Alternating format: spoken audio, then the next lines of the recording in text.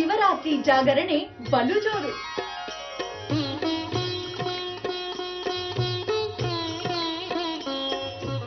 ಶಿವಶರಣರ ಪ್ರವಚನ,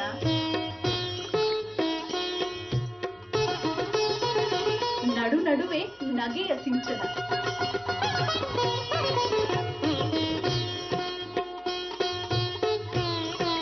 ಜೊತೆಗೆ ಭಕ್ತಿನಾದದ ಆಲಾಪನ. ವಿಶೇಷ ಶಿವರಾತ್ರೋತ್ಸವ ಬೃಹತ್ ಬ್ರಹ್ಮಾಂಡ ಗುರೂಜಿಯವರ ಸಾರಥ್ಯದಲ್ಲಿ. ಹರ ಹರ ಭೋಲೆ ನಮಃ ಶಿವಾಯ. ಇದೇ ಮಾರ್ಚ್ 2 ಬುಧವಾರದಂದು ಮಧ್ಯರಾತ್ರಿ 12ರಿಂದ 6ರವರೆಗೆ.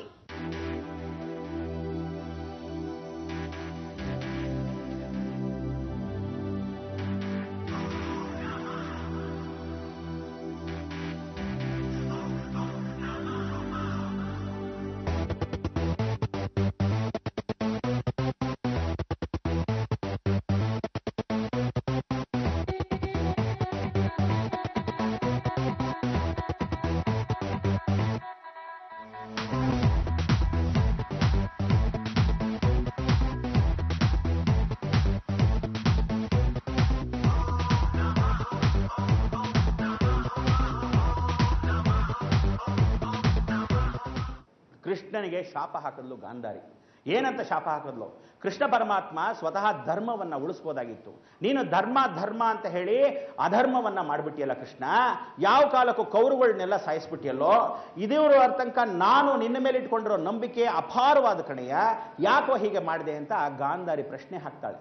ಧರ್ಮನ ರಕ್ಷಣೆ ಮಾಡೋಕ್ಕೋಸ್ಕರ ನಾನು ಸೃಷ್ಟಿ ಪರಿಪಾಲನೆಯಾದ್ರೂ ನಾನು ಪ್ರತಿಯೊಂದು ನಾನು ನೋಡ್ಕೋಬೇಕಾಗಿದ್ದ ಧರ್ಮ ನಂದು ಅಂತ. ಆದರೆ ನೀನು ಆ ಯುದ್ಧವನ್ನು ನಿಲ್ಲಿಸ್ಬೋದಾಗಿತ್ತು, ನಿಲ್ಲಿಸ್ಲಿಲ್ಲ. ಅದಕ್ಕೋಸ್ಕರ ನನ್ನ ವಂಶನ ಹೇಗೆ ನಿರ್ವಂಶವಾದೆಯೋ ನೀನು ನಿರ್ವಂಶಕನಾಗು ಅಂತ ಶಾಪ ಹಾಕಿದ್ಲು. ಮೊದಲನೇ ಶಾಪ. ಎರಡನೇ ಶಾಪ ಹಾಕಿದ್ಲು, ನೀನು ಏನು ಜ್ಞಾಪಕ ಶಕ್ತಿ ಇಟ್ಕೊಂಡಿದ್ಯಾ, ಇಷ್ಟು ಶಕ್ತಿಗಳನ್ನ ಇಟ್ಕೊಂಡಿದ್ಯಾ, ಇದೆಲ್ಲ ಅಳೆದು ಹೋಗ್ಲಿ ಅಂತ ಹೇಳಿ ನೀನು ಏನು ಧರ್ಮ ಧರ್ಮ ಅಂತ ಇವತ್ತು ಒದ್ದಾಡ್ತಿದ್ಯಾ, ಕಲಿಯುಗ ಪೂರ್ತಿ ಅಧರ್ಮ ಆಗಲಿ ಅಂತ. ಅದಕ್ಕೆ ನೀವು ಎಷ್ಟೇ ಜನ ಇಲ್ಲಿ ದೇವರ ಪೂಜೆ ಪುನಸ್ಕಾರ ಮಾಡಲಿ, ಯಾವ ಕಾಲಕ್ಕೂ ಅನುಭವಿಸ್ತಾ ಇರೋದು ಖಚಿತ ಸತ್ಯ.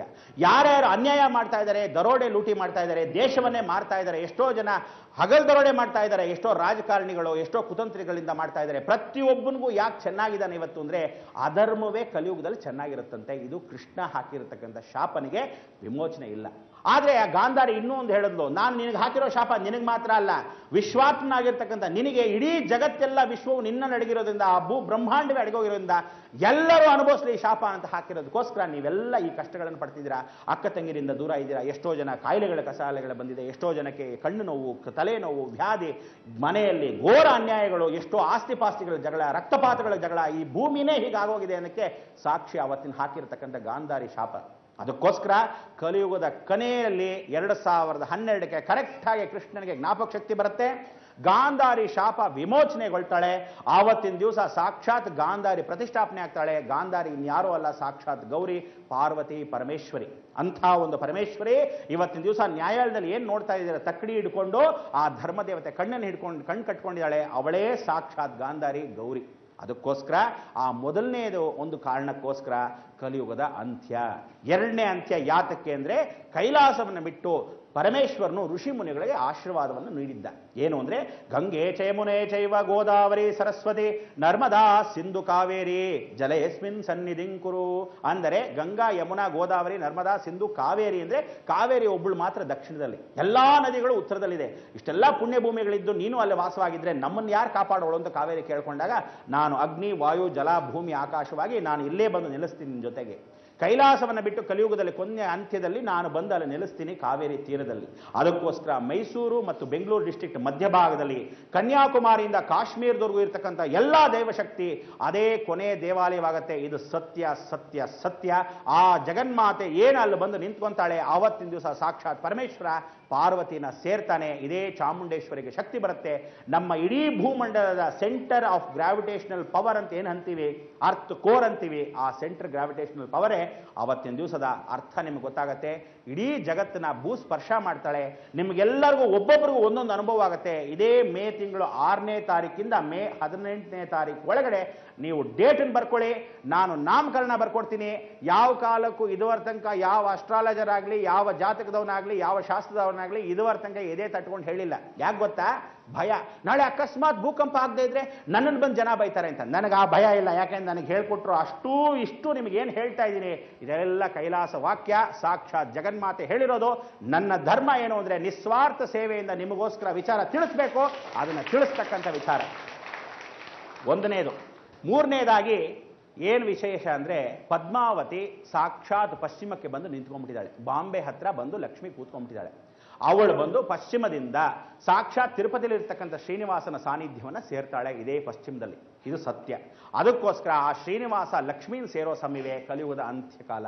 ಅದಕ್ಕೋಸ್ಕರ 2012 ಈ 3 ಜನಕ್ಕೆ ಶಕ್ತಿ ಸಮೇತ ಹರಿಹರ ನಾಮಸ್ಮರಣೆ. ಈ 3 ಘಟನೆಗಳು ನಡೆಯೋದ್ರಿಂದಾನೇ, ಸಾಕ್ಷಾತ್ ಶ್ರೀಮನ್ನಾರಾಯಣ ಲಕ್ಷ್ಮಿಯನ್ನು ಸೇರೋದ್ರಿಂದಾನೇ ನಮ್ಮೆಲ್ಲರಿಗೂ ಆಗ್ತಕ್ಕಂಥ ಅನಾಹುತಗಳು. ಕೇವಲ ಇನ್ನ ನಮಗೆ ಇರ್ತಕ್ಕಂಥದ್ದು ಬರೀ 8 ತಿಂಗಳು ಜ್ಞಾಪಕ ಇಟ್ಕೊಳ್ಳಿ. ಈ 8 ತಿಂಗಳಲ್ಲಿ ಏನು ವಿಶೇಷ ಅಂದರೆ ಎಲ್ಲರಿಗೂ ಕರೆಂಟ್ ಹೊಟ್ಟೋಗುತ್ತೆ. ಎಲ್ಲಿ ಕರೆಂಟ್ ಹೊಟ್ಟೋಗುತ್ತೆ? ಈ ರೀತಿ ನಾನು ಮಾತಾಡೋಕ್ಕಾಗಲ್ಲ, ನೀವು ಈ ಥರ ಕ್ಯಾಮ್ರಾ ಯಾರೂ ಹಿಡ್ಕೊಳಕ್ಕಾಗಲ್ಲ, ಪ್ರತಿಯೊಬ್ಬನು ಮೊಬೈಲ್ ಪ್ರಯೋಜನ ಇಲ್ಲ, ಯಾವ ಕಾಲಕ್ಕೂ ಕಾರು, ಎಲೆಕ್ಟ್ರಿಕ್ ಫ್ಯಾನು, ಯಾವ ಎಲೆಕ್ಟ್ರಿಕಲ್ ಡಿವೈಸಸ್ಸು ನಡೆಯಲ್ಲ. ಕಂಪ್ಯೂಟರ್ ಸೆಕ್ಷನ್ ಆಗಿರ್ತಕ್ಕಂಥ ಇಡೀ ಜಗತ್ತಲ್ಲಿ ಸಾಫ್ಟ್ವೇರ್ ಬಿದ್ದೋಗುತ್ತೆ. ಯಾಕೆ ಅಂದರೆ ಸೂರ್ಯ ಅಕ್ಷಿ ಅಂತಾನಂತೆ. ಆ ಅಕ್ಷಿ ಎಂದಿರೋದು ಇವತ್ತಿನ ದಿವಸ ನಾಸಾ ಮುಖಾಂತರ ಎಲ್ಲ ಮೀಡಿಯಾಗೂ ಹೇಳ್ಬಿಡಿ ಅಂತ ನಾನು 8 ತಿಂಗಳಿಂದ ಟಿವಿಲಿ ಬಡ್ಕೊಂಡ್ರು ಒಬ್ಬ ನನ್ನ ಮಗನೂ ಕೇಳಿಲ್ಲ. ಆದರೆ ಆ ಒಂದು ಸತ್ಯವನ್ನ ಯಾವ ಕಾಲಕ್ಕೂ ಕೆಲವರಿಗೆ ಕಠೋರವಾಗಿರುತ್ತೆ, ಕೆಲವರಿಗೆ ಅಯ್ಯೋ ಏನೋ ಹೇಳ್ತಾ ಇದ್ದಾರೆ ಟಿವಿಲಿ ಕೂತ್ಕೊಂಡು ಅಂತಾರೆ. ನಾನು ಯಾವತ್ತಾದರೂ ಟಿವಿಲಿ ಏನಾದರೂ ಹೇಳಿದ್ರು ಆವತ್ತು ಟಿವಿಲಿ ಏನು ಹೇಳಿರ್ತೀನಿ, ಪ್ರತಿಯೊಂದು ವಿಚಾರನೂ ಇವತ್ತಿಗೂ ಅದೇ ಹೇಳ್ತೀನಿ. ಅಲ್ಲಿ ಏನು ಬೈತೀನಿ ಇಲ್ಲೂ ಅದೇ ಬೈತೀನಿ. ಎಷ್ಟೋ ಜನಕ್ಕೆ ಅಪವಾದ ಏನೋ ಗೊತ್ತಾ, ಅಯ್ಯೋ ಗುರುಗಳು ಬೈತಾರೆ ಅಂತ ಹೇಳಿ ಈ ದಕ್ಷಿಣ ಕನ್ನಡದವರು, ನೀವು ಸಾಕಷ್ಟು ಜನ ಮಂಗಳೂರವರು, ಮರ್ಕೇರಿ ಅವರೆಲ್ಲ ಭಾಳ ಜನ ಏನು ಅಂದರೆ ಕೆಲವರು ಪತ್ರನೇ ಬರೆದಿದ್ರು ಗುರುಗಳು ಭಾಳ ಬೈತಾರೆ ಅಂತ. ನೋಡಿ, ಕೆಲವರಿಗೆ ಬನ್ನಪ್ಪ ಕೇಳ್ರಿ ಅಂದರೆ ಭಾಳ ಚೆನ್ನಾಗಿ ಕೇಳ್ತಾರೆ. ಕೆಲವರು ಕೇಳ್ರ ಅಂದರೆ ಹ್ಞೂ ಹ್ಞೂ ಹ್ಞೂ ಅಂತಾರೆ. ಕೆಲವ್ರಿಗೆ 4 ಬಾರಿಸಿದ್ರೇ ಕೇಳೋದು. ಅದಕ್ಕೋಸ್ಕರ ದಂಡಂ ದಶಗುಣಂ ಭವೇತ್ ಅಂತ ನನ್ನ ಬುದ್ಧಿ ಏನು ಅಂದರೆ, ಜಗತ್ತಲ್ಲಿ ಪರಮೇಶ್ವರ 1 ಸಲ ಹೇಳು, 2 ಸಲ ಹೇಳು, 3 ಸಲ ಹೇಳು ಅಂತ ಹೇಳಿದ್ದಾನೆ. ಆ 3 ಸಲ ವಿಚಾರವನ್ನು ಹೇಳ್ಬಿಡ್ತೀನಿ.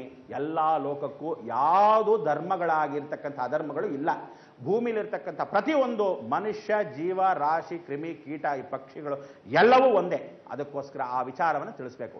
4ನೇ ಸಲ ಹೇಳ್ಬೇಡ ಅಂತಾನಂತೆ ಪರಮೇಶ್ವರ. ಯಾಕೆ ಅಂದರೆ ಆ 4ನೇ ಸಲ ಹೇಳಿದ್ರೆ ನಾನು ಅವನ ಬಿಕಾರಿಯಾಗೇ ಇಡಬೇಕು ಅಂತಿದ್ದೀನಿ, ನೀನು ಯಾವನ್ ಚೇಂಜ್ ಮಾಡಕ್ಕೆ ಅಂತ ಅವನ ಅಧಿಕಾರವನ್ನು ಚಲಾಯಿಸ್ತಾನೆ. ಅಷ್ಟವನ ಮೇಲೆ ಪ್ರೀತಿ ಇದೆಯಾ, ತಗೋ ಆ ಕಷ್ಟವನ್ನೆಲ್ಲ ನೀನೇ ಇಟ್ಕೊ ಅಂತ ನಮ್ಮ ತಲೆ ಮೇಲೆ ಹಾಕ್ತಾರಂತೆ. ಅದಕ್ಕೋಸ್ಕರ ದಯವಿಟ್ಟು ಯಾವ ಕಾಲಕ್ಕೂ ಪ್ರತಿಯೊಬ್ಬರೂ ವಿಚಾರ ಏನಕ್ಕೆ ಅಂದರೆ, ನಿಮ್ಮ ಹಣೆ ಬರ ಯಾರ ಕೈಲೂ ತಪ್ಸಕ್ಕೆ ಸಾಧ್ಯವಿಲ್ಲ. ನಿಮ್ಮ ಹಣೆ ಬರಕ್ಕೆ ಭಗವಂತನೇ ಸಾಟಿ. ಆದರೆ ನೀವುಗಳು ಅದನ್ನು ನಂಬ್ಕೊಂತಾ ಇಲ್ಲ. ಇನ್ನೂ ದೇವ್ರ ಮೇಲೆ ಎಷ್ಟೋ ಜನಕ್ಕೆ ನಂಬಿಕೆ ಇಲ್ಲ.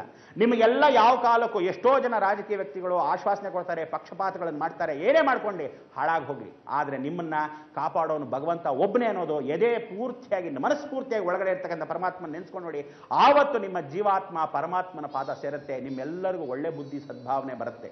ಅಲ್ಲಿವರೆಗೂ ನೀವುಗಳು ಹೆಂಗಸರಾಗಲಿ ಗಂಡಸರಾಗಲಿ ಜಗತ್ತಲ್ಲಿರೋದು 2 ಜಾತಿ, ಒಂದು ಸ್ತ್ರೀ ಮತ್ತು ಪುರುಷ.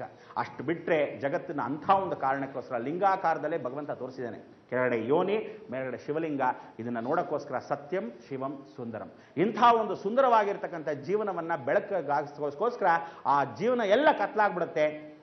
ಇನ್ನು 8 ತಿಂಗಳಲ್ಲಿ ಅವನು ಏನು ಅಕ್ಷಿ ಅಂತ ಏನು ಉಗಿದಿದ್ದಾನೆ, ಅಗ್ನಿ ಜ್ವಾಲೆ ಏನು ಬಿಸಾಕಿದ್ದಾನೆ, ಅದು ಬಂದು ಇಷ್ಟು ಲೈಟ್ ಇಯರ್ಸ್ಗೆ ಬಂದು ಭೂಮಿಯನ್ನು ಸೇರುತ್ತೆ ಅಂತ ಬರೆದಿಟ್ಟಿದ್ದಾರೆ. ಅಂದರೆ ಏನು, ಇದೇ ಸೆಪ್ಟೆಂಬರ್, ಅಕ್ಟೋಬರ್, ನವೆಂಬರ್, ಡಿಸೆಂಬರ್ ಈ 4 ತಿಂಗಳಲ್ಲಿ ಯಾವಾಗಾದರೂ ಬಂದು ಸೇರ್ಬೋದು. ಕರೆಂಟ್ ಹೊಟ್ಟೋಗುತ್ತೆ, ರೆಡಿಯಾಗಿರಿ. ಪ್ರತಿಯೊಬ್ಬರು ಲ್ಯಾಂಟಿನ್ ಲ್ಯಾಂಪ್ ರೆಡಿಯಾಗಿ ಇಟ್ಕೊಳ್ಳಿ. ಯಾವ ಕಾರಣಕ್ಕೆ ಹೇಗೆ ಕರೆಂಟ್ ಹೋಗುತ್ತೆ ಗೊತ್ತಿಲ್ಲ. ಪ್ರತಿಯೊಬ್ಬರು ಅದೇ ಹಳೆ ಗಂಡನ ಪಾದವೇ ಗತಿ ಅಂತ ಅದೇ ಸೌದೆ ಒಲೆ ಉರಿ, ಅದೇ ವಿಶೇಷವಾಗಿರ್ತಕ್ಕಂಥ ಅಡುಗೆ, ಸ್ನಾನ ಮಾಡಬೇಕಾದ್ರೂ ಅದೇ ಹಂಡೆ ಒಲೆ ಉರಿ. ಈ ರೀತಿ ಅದೇ ಜೀವನ ನಿಜ. ಅವನೇನು ಹೇಳಿದಾನೆ ಅಂದರೆ 32 ಲಕ್ಷ ಕೋಟಿ ಜನ ಮಾತ್ರ ಬದುಕ್ತಾರೆ ಇಡೀ ಭೂಮಂಡಲದಲ್ಲಿ. World's biggest California city will go ಅಂತ ನೀರಲ್ಲಿ ಸತ್ತು ಹೋಗುತ್ತೆ. ಆಸ್ಟ್ರೇಲಿಯಾ ಮುಳುಗೋಗುತ್ತೆ. ಆಸ್ಟ್ರೇಲಿಯಾ ಮುಳುಗೋದಾಗ ಮಧ್ಯ ದ್ವೀಪ ಆಗಿ ಚಿಕ್ಕದಾಗತ್ತೆ, ಅದು ಬಂದು ಜಪಾನ್ನ ಸೇರುತ್ತೆ. ಇದನ್ನು ಗ್ಲೋಬಲ್ ವಾರ್ಮಿಂಗ್ ಅಂತ ಇಂಗ್ಲೀಷಲ್ಲಿ ಹೇಳ್ತಾರೆ. ಆ ಶ್ರೀಲಂಕಾ ಕಣ್ಣಿಗೆ ಕಾಣದೇ ಇದ್ದ ಹಾಗೆ ಮುಚ್ಚೋಗುತ್ತೆ. ಭಾರತ ದೇಶದ ಉತ್ತರ ಭಾಗ ಪೂರ್ತಿ ನೀರಲ್ಲಿ ಮುಳುಗುತ್ತೆ. ಯಮುನಾ ಪೂರ್ತಿ ಡೆಲ್ಲಿನ ಮುಳುಗಿಸ್ಬಿಡುತ್ತೆ. ಕೊನೆ ಕಾಲಕ್ಕೆ ನಮ್ಮ ಕರ್ನಾಟಕದ ಕೊನೆಯ ಭಾಗ ಬೆಳಗಾಂ ಡಿಸ್ಟ್ರಿಕ್ಟಲ್ಲಿ ಒಂದು ಹಳ್ಳಿ ಜಾಗ, it will become the capital city of the whole world ಅಂತ ಇಂಡಿಯಾ ಮುಖಾಂತರ ನಡೆಯುತ್ತೆ. ಇದು ಸತ್ಯ. ಆದ್ರಿಂದ ನಮಗೆ 3rd world war will break ಅಂತ ಹೇಳ್ತಾರೆ. ಇವರು ಇಂಗ್ಲೀಷಲ್ಲಿ ಏನಾದರೂ ಹೇಳ್ಕೊಳ್ಳಿ, ನಿಜವಾಗ್ಲೂ ಯುದ್ಧ ಆಗುತ್ತೆ.